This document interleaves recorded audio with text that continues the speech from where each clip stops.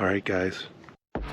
$3. One day, Same tree. Same tree. Oh my God, I'm so Woo! Boy, holy shit! Get a shot of these. 2 farms this year. Number 1 is done. Did you say bye, Kevin? I did. I already did. Bye, Kevin. Bye, Kevin. Bye, Kevin. Bye, Kevin. Smoked it, buddy. Look at that. You destroyed it. Joey takes The shop is closing up. Make sure he takes all his right antlers. All right, guys. Welcome to the Deer Shop Podcast, episode 12. Today, we are going over filming setups. All of our filming setups. Yeah, kind of like a brief history and then what we're running this year. This one will be pretty cool on YouTube because you'll be able to see everything. The audio version will do just fine, but we are into deer season. Today's the 5th day. We're in the first week, and we've actually had Today's October 4th. Yeah, we've had a pretty good start. We haven't killed anything yet, but we've had good mature buck encounters on almost every sit, so nothing to complain about. The beginning was pretty good. And there'll be another podcast with all our first 2 weeks. There'll be lots of bonus content coming in the next couple months, actually. It'll be we'll still have our Monday release every week, and then there's going to be bonus stuff throughout and extra stuff and Deer Camp stuff and Deer Camp Chronicles and SPO Live, and there's going to be all kinds of crazy stuff going on. But I just got back from Montana, so we're going to talk about that in a separate podcast as well. That's going to be a big one. You guys, it's going to be like the sequel to the 6 weeks of Montana podcast we did. It's going to be what actually happened. Some stuff happened today. Some stuff did happen with our crew out there, per se. But somebody that's still hunting out there. Yeah, that's insane. I don't know how that's even possible. But we're going to go through kind of our brief history of our filming setups and then get to what we're doing now, kind of why we like it, why we don't like it. Keep it kind of short, but it's definitely an interesting one. A lot of people are interested in filming setups, and we've been doing it for, I think I've been filming hunts for 16 years total now, and YouTube's 13 years old, 14. YouTube's 14. We've been filming for 17. And pretty much like the past 10 years, give or take. Yeah. Every time we go in the woods, we have a camera on us. It's been nonstop. We really started filming, obviously, when we started filming SBO Live in 2016. So we're on season 8 of that, is when it was every hunt, no matter what, a camera. From about 14 or 15 to 16, we had cameras a lot. From 2009 to 2014, it was very hit or miss, depending on what we had at the time, what we felt like doing. We missed some great hunts back then that I wish we would have been able to film. Unfortunately, during that time, we just didn't have the camera equipment like we were teenagers, so we couldn't afford a lot of the stuff. And no money, broke. But we've built up our repertoire of camera equipment over the years, and we didn't, obviously everything that's sitting on this table, if you go out MSRP it's a lot of money, but that's not how we acquired all this stuff. I mean, over time we've done trade-ins, we've bought stuff on eBay, we've sold stuff on eBay, we've sold cameras, and a lot of times when we upgrade, we'll sell an old camera and buy a new camera, and we're usually not buying a brand new camera. Yeah, rarely. There's only been a few times where we've actually paid full price for a brand new camera, and we usually, the camera market, you can avoid that by buying used, and I've had no problem. We've had no problems buying used. Yes, somehow, some way, every camera that comes out, you can buy a refurbished one like a month after it comes out. Yeah, because there's I think what they do is they send a ton of like demo product tester cameras out to people to test, and then they use them for a couple months, and then they get rid of them. So yeah, that's how we've kind of acquired our stuff. We'll start all the way back. Well, actually, I don't even actually at home. I thought I should have brought it. At home, I have the cameras from the beginning. So the 2006 to 2009 or 10 era, we used the high 8mm digital camcorder. So you had to put a physical tape in the camcorder, but then you could, you would record in 4x3, like 360p quality 4x3 format, and then you could connect it with a little USB cable, the mini USB. The one they don't even really make anymore. Yeah, to a computer, and then digitally capture that video there was a couple different programs we had. You could digitally capture that video on the digital files and then edit it in Windows Movie Maker and iMovie. It was a real pain. But if you go back into the SBO YouTube channel, you can watch some videos from way back then. I'll put some thumbnails. Like 2006, 2007. Videos on there that are just... Looks like it was filmed with a toaster oven. Yeah, like a potato. I think that's what they call it in the professional world. It looks like it was filmed with a potato, because it literally was. Those cameras are bad. But I have them at home still, and I have all the old tapes, and we got to get some of that stuff digitalized. We got to get it professionally digitalized just to... So we can have it, Yeah. But 2009 came along. Isaac being the gear guru of the group and what he likes to do and figuring things out, he started eBaying for cameras that were better. And he purchased that son of a bitch right there. Yeah, the Canon Vixia HF M30. We filmed so many hunts over quite the a years years with these cameras. with those little cameras. Sometimes we had like Asden shotgun mics that we would sometimes use. They took like AA batteries, and then they would die, and we'd forget to turn them on and turn them off, and we lost a lot of audio, and it was a struggle back then. But we filmed a lot of stuff with that M30. We filmed a lot of the hook stuff early, anything up until 2017, really. We were using cameras like this. Yeah, we filmed with those cameras. There was a couple different ones. He's got the HFS 10 over there. Matt used that one. They were kind of all in the same family. That one had a couple extra features, but yeah, these were pretty good cameras for the day. They were like probably $1,000 when they were new, $800 to $1,000. And we would get them on eBay for like, I think $111. I remember I paid cheap. for one. Like one was $111, one was $130, because we didn't have a lot of money back then to spend on this kind of stuff. And they recorded in 1080i, 1080p. I mean, they took some decent video. Yeah, they were good. There's still video clips that we use that we filmed with those cameras back in the day. I mean, they did work. There was another camera we had before this. It was a Sony, I believe. It was like the first digital camera we had that like recorded to a the card. Walmart ones where you just flip the screen open and Yep. they were real. It actually recorded to a card, but it was non-HD. But there are some old turkey hunting videos where they look decent. Yeah, the low light was the problem. If it was crisp, like turkey hunting was perfect because as soon as the sun came up, it was real crisp in the daylight. But man, like any deer hunting, the last hour, you couldn't film anything. Done. Pretty much with these as well. Yeah, there was not very many manual. You could adjust like a few manual settings in there, but no manual focus. They were on a digital menu that you had to use your thumb for on a screen, and it was just a pain. We also got into the B-roll game back then. The Sony Nex-R over here, the 5R. This was a decent camera for the day as well. Yeah, and that was another eBay find, correct? Yeah, I think you might have paid $200 for this thing. Yeah, and we actually use that a lot for our fishing trips. Like we were using it in Pennsylvania a lot for our trout fishing trips. I actually still carried that and filmed some of the trout camp movie from this year with that camera. Yeah, I mean the video quality it's not too obsolete at this point. It's HD. It uses Sony E-mount lenses, so it's a lens system they still use. This is basically just like one of the first models of the Sony like A6700, 6500 that people are still using. This was one of the first models of that. Yeah, we like I said, I still filmed this year. You can obviously tell a little bit of a quality difference when we're going from the 4K stuff to that camera, but it got the job done.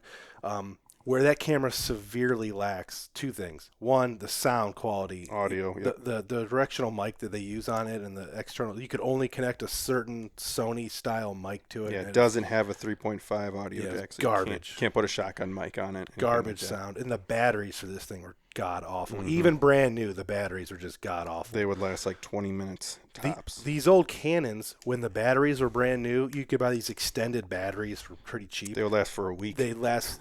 I mean, you could get like 400 minutes of screen time on these things, and they would we would charge it every couple of weeks during hunting season back then, especially when it was warm. When it got cold, I remember the extended battery. I used to strap a hand warmer, like those like shake up hand warmers you had to like keep your hands warm. I would like tape one of those onto the battery. It would make the battery last longer when it was like negative 10 degrees outside. But that's where that camera couldn't keep up. Anytime it was cold or you want to do any extended filming, the battery's just pretty awful for that thing. But it did take good quality video. This is also where our trophy shot game was really maximized. Our first like still camera pictures. Yeah, we had some other Walmart point and shoot style cameras for a minute that we took trophy shots with, but then because back then the phone cameras kind of sucked. Like bad. This is like 1.3 iPhone 4. The cameras on the smartphones suck. Nowadays we use basically our smartphones for all our trophy shots. And screen grabs off the 4K cameras. Yeah, just because you can shoot a video or shoot a picture, then send it right to your buddies. Yeah. But this is what we used back then. We did get some really cool trophy shots. Yeah, I'll show some of those older trophy shots. We did. It did a pretty good job. And it's not exactly obsolete for taking pictures anymore. We could still use this camera. It's 16 if we can megapixels. find the flash. You got the flash for that somewhere? I don't. Maybe somewhere. All right, so we did that up until, roughly 2017. We were all using these little Canons. That's the eBay era, the us being cheap era. And then in 2017... Well, let's talk about our camera arms for those for a second. We used... The Muddies and like the eBay deals, the ones where you just ratchet strap to a tree. I have one somewhere, but... That was like... It wasn't an eBay deal. That was... Gorilla. Yeah, Gorilla arm. tree arm, and then I bought a Muddy to be professional, Mm-hmm. and So we use those tree arms. Actually, we still have one in the house. I should have brought it out, but I used those up until like 2 or 3 years ago as well. yeah, I got rid of the Muddy in 2017, I think, or maybe it was 2019. Regardless, the Muddy, it actually did a pretty good job for, especially with these really light cameras, rock steady footage. Mm-hmm. But the base for that Muddy is about this big and it weighs as much as a 5-gallon bucket full of water. But We also, in this era, that's when we finally started to switch to second angle cams as well. yeah, so we've had every GoPro from the very first ever. Mine was the Hero 1 960. It wasn't even HD. That's when we finally started doing a second angle. Because before that, we just had these camcorders. We didn't do any second angle.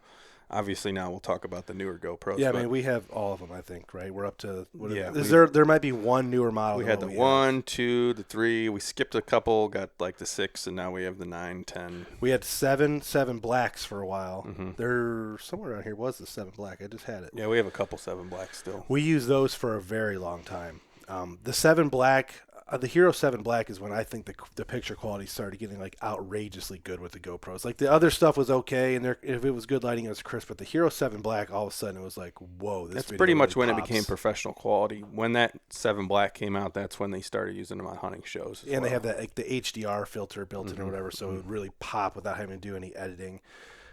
We're running like the Hero. What do I have? The 10 or 11 now? Yeah, let's Something. just switch to our action cams. So for our second angle shots, we use all action cams, whether it be a GoPro or DJI. Luke uses Yeah, DJI stuff. Luke's a DJI fan. So he's got the new DJI, which is pretty sweet, the Action 3. I think there might be an Action 4 out now. I think there is too. But the DJIs are pretty sweet.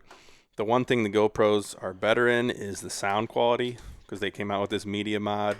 So it has a built-in larger microphone, and you can also plug in a shotgun microphone on here as well.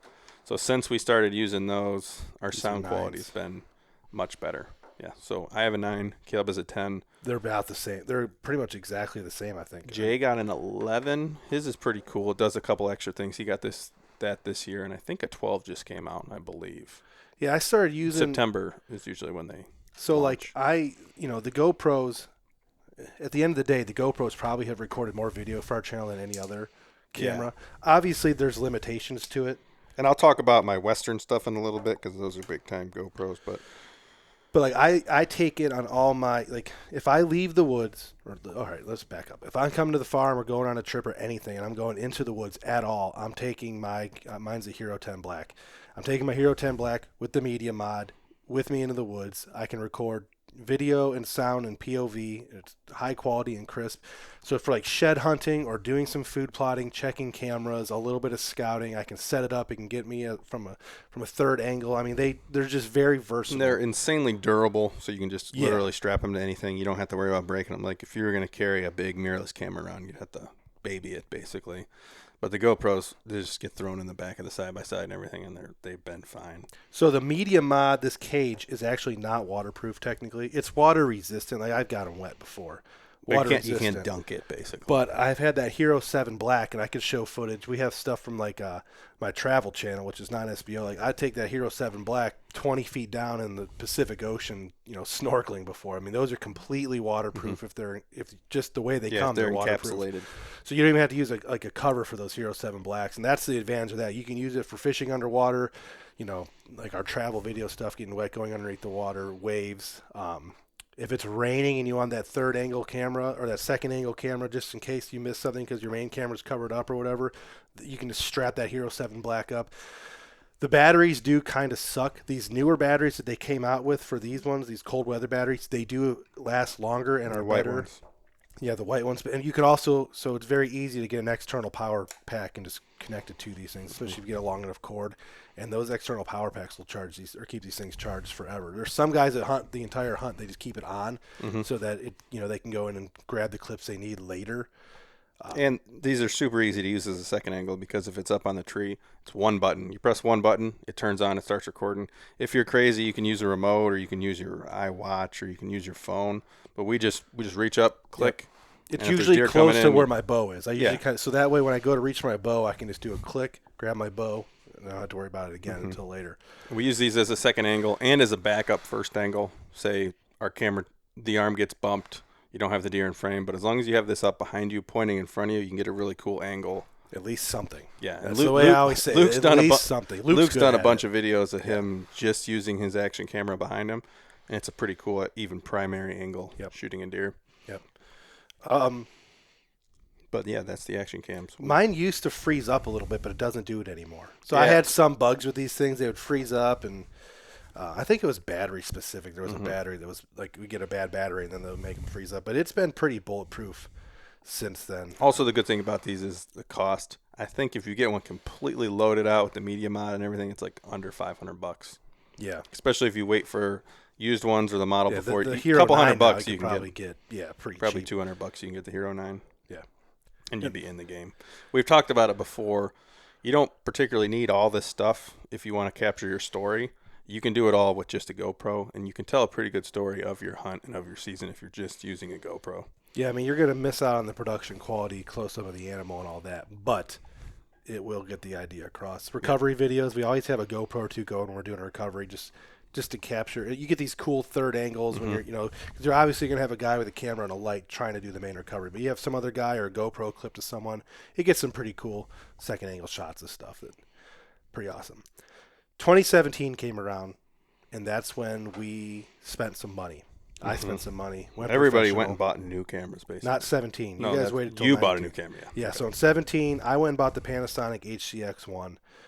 It's Best camera we ever had. big bastard. I mean, this thing was a huge professional quality camera. Yeah, 1-inch sensor camcorder, like production quality, like what they use on the news, basically. Yeah, from 2017 to 2020, I used that on every hunt. I had a separate bag just for my camera. So I had everything I had my camera arm, my book bag, all my hunting stuff, and then a separate bag just for the camera itself because it was so big. But the quality of the video. He was using a giant camera arm, a giant tripod. Everything had to be bigger when he was using 20 pounds worth of crap if you had everything together for that camera. But the production quality, it gave us the ability to start having some real production quality stuff. We filmed a lot of really cool stuff with that camera. And that camera probably still took our best videos, I would say. Yeah, and that camera, I mean, brand new then, it was $3,400, like $3,499. I did a finance on it because I wanted to build some credit, and it actually worked pretty good for building credit. Paid that camera off. I ended up selling it for about a third of the value. Hopefully we can get it back. There's been some talk about us getting this camera back. Trying to get it back. And they've made 4 or 5 new models of that camera. They just came out with like another hybrid version. Brand new one. Like just, I don't know, like a month ago. There's pretty sure it's like the 20. $7,000. No, it's $3,499. That's all it is? Same $3,499. It's called the Panasonic HCX20. And it's actually in between sizes of the camera I'm running now and that old one, the HCX1. I'll show you some video of the HC. It was huge, but it was an awesome camera. I had to buy, like I said, I had to buy heavy-duty equipment to hold up. A heavy-duty tree arm head, which I ended up selling, like big, massive fluid head, this big. Heavy tripod. I mean, a big, giant 4th arrow arm. It's like this thick. We still have that, yeah. And it was very cumbersome. But, I mean, like I said, the video quality, the sound quality. I bought the Rode NTG2 phantom-powered full-size mic for it, so the sound was amazing, which I'm still running to this day. Having that phantom-powered mic, that shotgun mic, XLR input is just, the sound is just, I love it. It's crisp. So these guys were still filming with the small cameras. I had the big camera for a couple years. Turkey hunting, the big camera was awesome because the cameraman would just put this big blind around him and have the cameraman, and it actually worked the low light good. quality on that camera was stellar. Yeah, stellar. Then 2019 came around, and we made what you're actually watching this video on now, and right here. And Matt has the 60, which is basically the same, I think, but they went out and bought the Canon HF G50s, and then, like I said, Matt bought the 60. They were $1,000, like $999. You guys pre-ordered. We got them on sale. Pre-order. Some kind of pre-order for $999. So they get the first run of these that were ever produced, and we have filmed. It was the first time we had, like, I wouldn't call this quite a professional level camcorder because it doesn't have all the audio input stuff, like top handle, all that, but video wise, we filmed a lot of stuff. And they have the remote input, so we can use remotes on our tripod heads. They have the microphones on top. 4K, first time having 4K for us. First time 4K for them. So that was another thing. I also had that when I bought that big HCX, when I was finally able to use a remote, and we started being able to control the cameras with one hand, focus and zoom and record all with one hand, which is awesome. And once we bought these in 2019, things really started to take off. That's the year we first started killing all our bucks too. So 2019 was a great year for killing bucks. We had good cameras. We really kind of built the channel following then. 2019 was a big year for us. That's when we started going out of state, hunting public land. And we went to Indiana, and we had already been going to West Virginia a little bit, but we'd made some big productions out of West Virginia, Indiana. We had a lot. 2019 saw a lot of great videos. Yeah, that's pretty much when our channel started actually doing something. Yeah, because we had the GoPro Hero 7 Blacks and these G50s in our pockets, and we were just filming the hell out of everything. And that 2019 is when things kind of started with this lifestyle we have now. So we film everything we do now with the hunts, and we have the podcast and all this stuff. We started that in 2019. Up until then, we dabbled. We would go recover friends' bucks. We wouldn't be filming our friends. We would film hunts here and there when we were actually hunting. But 2019 is when the whole thing exploded, and the Siman Brothers Outdoors brand was kind of That's when we started, basically, yeah. Yeah. So we had been going for 10 years, but that's when it really started. Yeah. That's when, like I said, we just filmed. We just started filming an ungodly amount of stuff, and to this day, we're still using them. Ethan and Luke and Matt are still running these G50s, G60s. No real reason to upgrade for what we do right now. They shoot 4K. They do everything we need to. 15 optical zoom. They shoot 4K with these Rode shotgun mics. Luke's using the Canon version, but these Rode shotgun mics we have on them, I mean, the sound quality is great. It's just hard to beat. They're not that heavy. They are, I mean, obviously a lot heavier than the little ones we were using before, but significantly, they don't weigh that much and, throw in your pack. They're not too big. So these are like the perfect size little camcorder to kind of throw in your book bag. And they seem pretty durable. Like I said, we've had them for several years, and they seem fourth or fifth season. So we bought them in 2019. Yeah. So the battery life is good. One of these big batteries will last several hunts. You don't even have to worry Yeah. about bringing extra batteries for you. They last several hours. The dual memory card slot, which you don't think you need until you realize how often you swap your memory cards out to put footage in like in the computers and stuff, and then you forget your memory card back at home. When you have the dual slot, you always have another card in the camera. So whatever card you're recording on, you take it out and accidentally put it in your computer, you have a backup card. We have 128 gigabyte cards that we use. You never don't have a card in your camera. I mean, it still happens every once in a while, but we've alleviated the, oh shit, I don't have a fucking card in my camera. Yeah, it's huge. Yep. Huge. So that was 2019. In 2020, I bought my camera, and it's over here in my setup. It has been the main camera that we use for our production here in Siman Brothers Outdoors. I wanted to keep, I was going to kind of show you guys how I take all my stuff to the woods. We'll get to that in a minute, but that's when I bought the Panasonic HC-X2000. So that is the upgrade from the HC-X1 that I had, that big bastard with the top handle. They compacted it. They threw all the same exact features in it and just basically made it into a smaller version.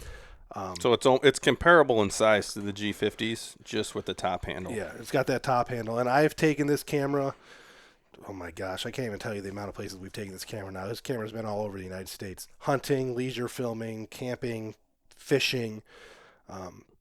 We take it to the beach when we do our shark fishing films. I took it out to Montana when I was on my honeymoon with my wife. I mean, this thing. How many times have you dropped it out of the tree? One time I've dropped it completely out of a tree, 20 feet, smacked on the ground. The only thing that broke was the mic mount. Yeah, mic mount. You can buy these on eBay for $76. I actually have a spare, so if I break this one this year, I have it. Still running that Rode NTG2 phantom powered mic. So the phantom power means I don't have to turn it on. And a lot of these are that same way now. You don't have to turn it on, which is great. In order to be recording with this camera, all I have to do, the way I have it set up, is I flip open this screen and it's ready to start recording right away. So boom, he's ready to go. It turns on when he flips the screen. All he has to do is flip the screen open and press record. So that's super convenient. Yeah. Very, very convenient. Very much enjoy it. I can actually take a little video right now to show you guys. Put it on the screen. Sound quality with this mic is just awesome. Yeah, it's professional quality, as much professional quality as we want to get, basically. It has a 32 power optical zoom, which when it comes to deer hunting, that's awesome. That 32 power zoom is incredible. Twice as much as the Yeah, these are Canons. 15s. This is a 32. And it doesn't distort the quality at full zoom. What it does do noticeably is reduce the amount of light that can enter the lens. So if it's late in the evening and you do full zoom, it's going to get really dark really fast. But in the last 2 years, I've really started messing with the manual settings in low light. Shutter speed, AE, white balance, just to kind of get a little bit more extra time. Using the manual settings on this thing, I've gained 15 minutes for really good filming and like 25 minutes on actual what you can see. And I'll It's show you basically examples. it's As basically allowed us to videotape all the way up to the end of legal light. at the end, when my shutter is like as wide open as it possibly can be and recording as slow as possible, the video is not as crisp and clean, but it still does. I can still show deer feeding out in the field. You know, arrow flight and a running deer is going to look really, really bad. But up until about 15 minutes of light left, I can put it on manual settings, and as long as I keep control of my shutter, I can control how crisp that video is, and it still works in post-production. So this is really upped our game. It's really not that hard from a camcorder's perspective to mess with the manual settings. Little bit cumbersome, but I just have a toggle switch on the side down here, and then there's the toggle wheel that I can scroll through all the menu stuff and change as I go. Only a couple buttons required. Not as easy as using Isaac's camera. We'll get to his stuff here in a minute. But camcorder-wise, this has been a godsend. I don't see myself ever getting rid of this camcorder. Even if I do upgrade one day, I'm still think we're going to keep this thing just to have around for... I mean, this is going to be a forever camera at this point because it's just too good at what it does to... And for YouTube, it's going to be the perfect camera. It's never really going to outgrow YouTube unless something drastic happens. Yeah, and so I did a settings update, and I can record MP4 at 120 frames per second on this thing now, 1080. So, like, I mean, it can do pretty incredible things if we really wanted it to. That slow motion arrow going in is what we're going to start working on this year. I know the professionals are like, that's old news, but we haven't really started messing with that. Yeah, we're going to try to get some crispy slow-mo. But this whole situation, this is what I've been carrying into the woods. I'll go through my backpack setup later. We're going to get to Isaac's meat and potatoes now because he has the next step for our group. So I'll let him take the floor. I decided to start messing with a mirrorless DSLR type camera. I did some in the past, and we did a little bit when we got this next, the Sony. But I decided this year that I wanted to really get into filming with a mirrorless camera. And this was the one I settled on. It's a Panasonic GH6. So a couple of reasons why I settled on that. It's a micro four thirds sensor. So it has a smaller sensor than your full frame cameras that the professionals are filming with, like that's your Sony A7s, your Canon R5s, things like that. This one is specifically set up for filmmaking. So it has a smaller sensor, which makes the lenses a lot smaller, gives you a lot more zoom range. But you are limited a little bit on like your depth of field and your low light quality with that smaller sensor. But we've noticed that it works pretty well. It's pretty comparable to the low light quality of our other camcorders. Yeah, we'll show you some footage from last night's hunt in this video. Yeah, I was able to film with this camera and this lens pretty much till the end of legal light pretty well. It's a little grainy because of the high ISO, but it seemed to work pretty well.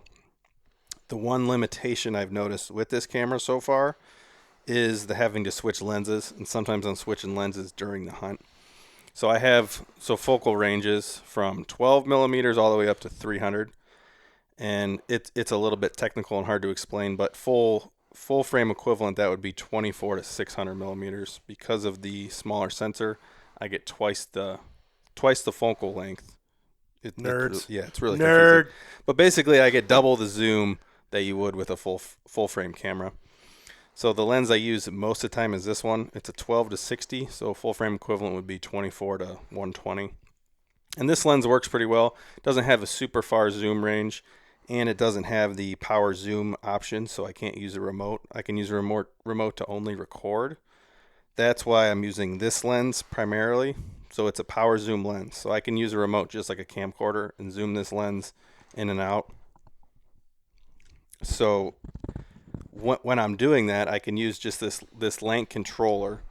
So I can record, zoom in and out, but I'm a little bit limited on the focal range. So it's a 45 to 175. So if I'm doing a interview style like this, I can't use this lens because it's too tight. It zooms in too far. So that's when I have to switch lenses.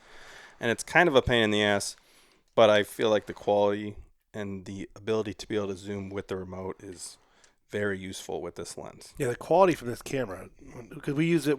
You bought it specifically for our bear trip. Like that was the first time we were going to actually use it heavily. And Which I primarily used this lens. Yeah, and it took incredible footage the entire time.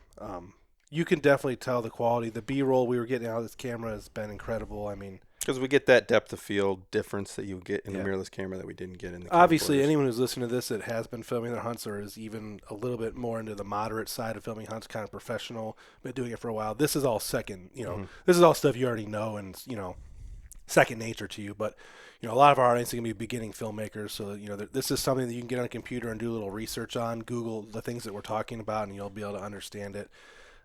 We're in the YouTube age, so that means go on YouTube if something is confusing to you or you want to know more about it. Go on YouTube, type in exactly what we're talking about, and someone will be able to explain it better. And this camera, tech nerds. Yeah, and this camera gives me the ability to switch all the settings on the fly, and I can also do slow mo, and it's 4K and all that mumbo jumbo. You get all the filmmaking features that you wouldn't normally get in just a camcorder in this camera.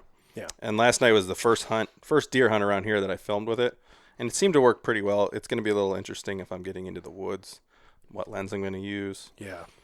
But out west, this thing worked awesome because I was able to switch from the real wide lens to the real tight lens. So this lens will zoom an equivalent of 600 millimeters on full frame.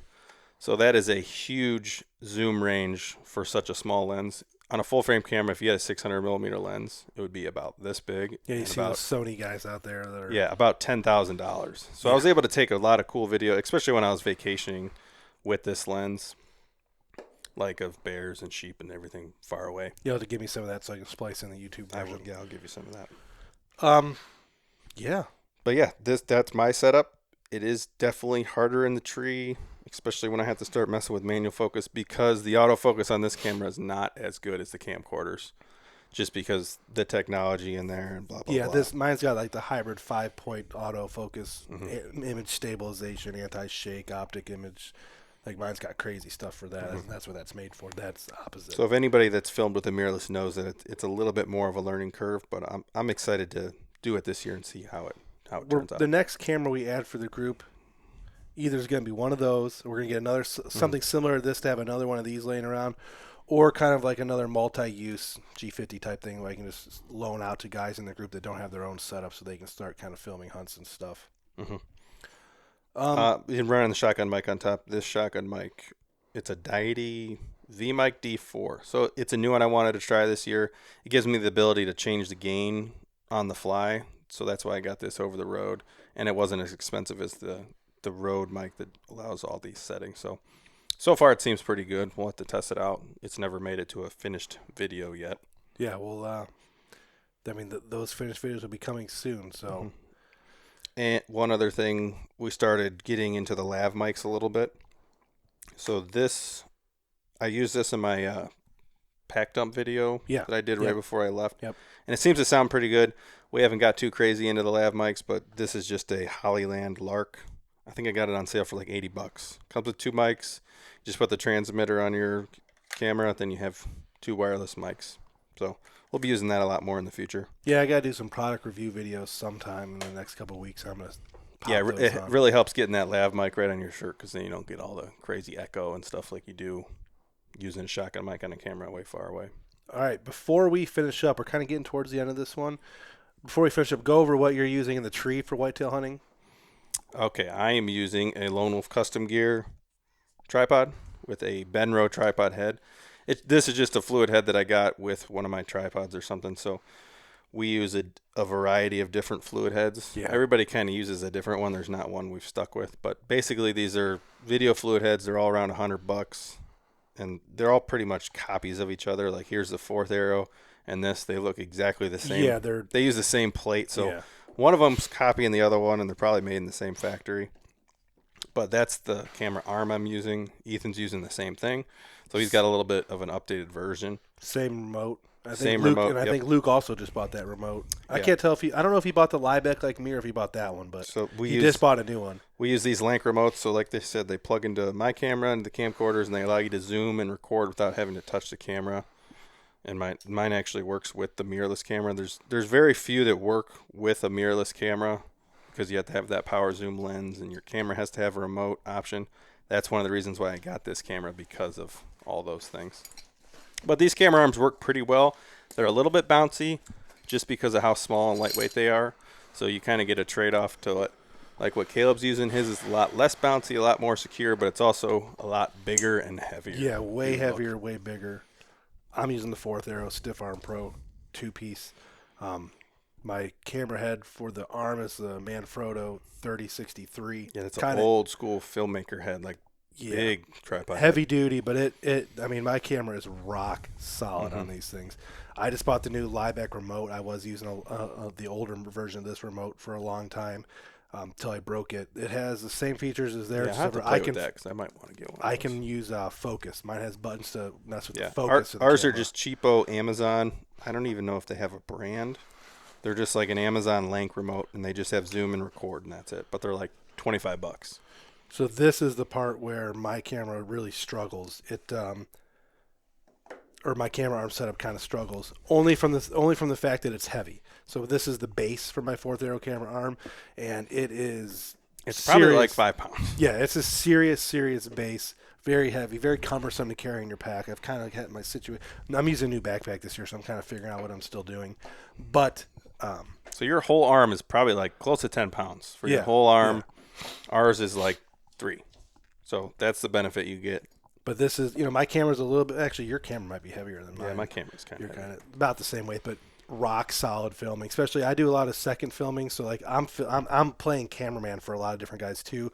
So a lot of times I'm not even carrying a bow to the stand. I'm just carrying this stuff in my backpack and carrying the camera in my hands. This keeps things rock solid, steady, which is something that I really enjoy. I mean, it's just been great. For our tripod heads, or for our tripods, we just use cheap.